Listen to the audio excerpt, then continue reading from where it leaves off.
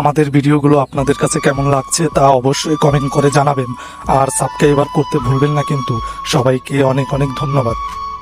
রাগী জেদি পিচ্চি বউ পর্ব 11। প্রথম বড় ভবন। ভোরের উত্তেজনা। শহরের আকাশে সূর্য ওঠার সঙ্গে সঙ্গে মায়া এবং তানবীরের ছোট শহরের বাইরে এক নতুন ভবনে বেরিয়েছিল। মায়া হেসে বলল, তুমি জানো আমি ভবনে যেতে খুব পছন্দ করি, তবে তুমি আমার রাগী পিচ্চি স্বভাব সহ্য করতে পারবে তো? তানবীর হেসে বলল, আমি প্রস্তুত, কারণ ভবন মানে আনন্দ এবং আমরা একে অপরের সঙ্গে সব আনন্দ ভাগ করব। মায়ার চোখে লাজুক আর ছোট লাজ আর রাগের মিশন। পথের মজা। রাস্তায় চলতে চলতে তারা হঠাৎ একটি ছোট ঝর্ণার পাশে থামলো। মায়া হঠাৎ হেসে বলল, দেখছো আমি ভিজতে চাই, এবং তার হাত দিয়ে হালকা জল ছিটিয়ে দিল তানবীরের দিকে।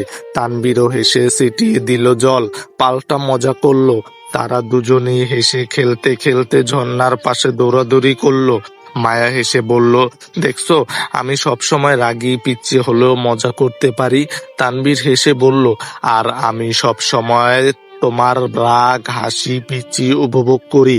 এটাই আমাদের সম্পর্কে আরো মধুর করে তুললো।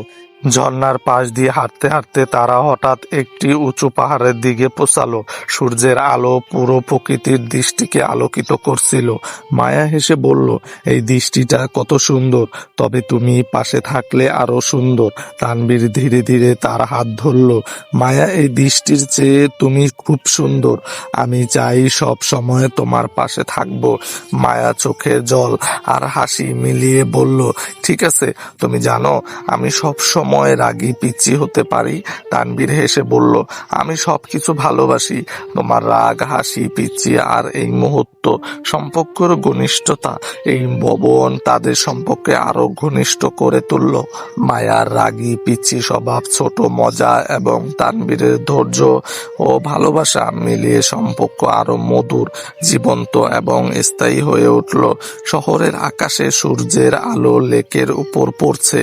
মায়া আর তানবীর লেকের ধারে বসে আছে। আজকের দিনটা শান্ত, আর এই শান্তি তাদের হৃদয়ে গভীর আবেগের জন্ম দিল। মায়া হেসে বলল, আজকে সব কিছু শান্ত, কিন্তু আমার মন একটু অস্থির। তানবীর তার হাত দিয়ে ধরল, আমি সব সময় চাই তুমি শান্তি ও সুখ অনুভব করো। তোমার রাগ হাসি পিচ্ছি সবই আমার কাছে প্রিয়।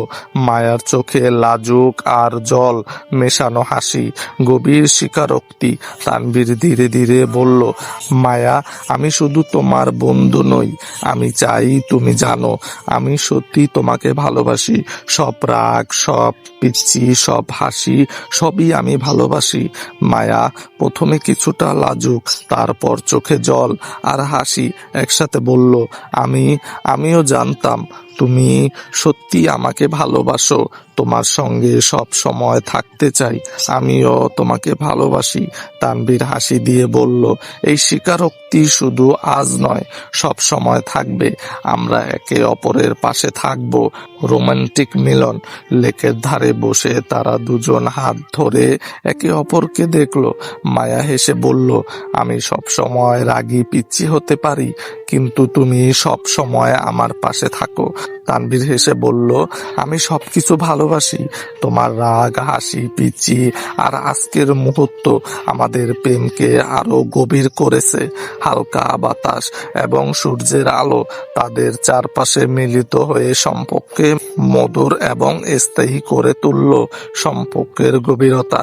পর্ব 11 আমরা দেখলাম প্রথম বড় স্বীকারোক্তি, গভীর আবেগের প্রকাশ, মায়া রাগী পিচ্ছি স্বভাবের মধ্যে রোমান্টিক মিলন এবং সম্পর্কের স্থায়ী গভীরতা। এই মুহূর্ত তাদের প্রেমকে নতুন উচ্চতায় নিয়ে গেল। আপনি চাইলে আমি পর্ব 12 লিখতে পারি, যেখানে থাকবে তাদের প্রথম বড় উত্তেজনা বা বিশেষ মুহূর্ত। ধন্যবাদ।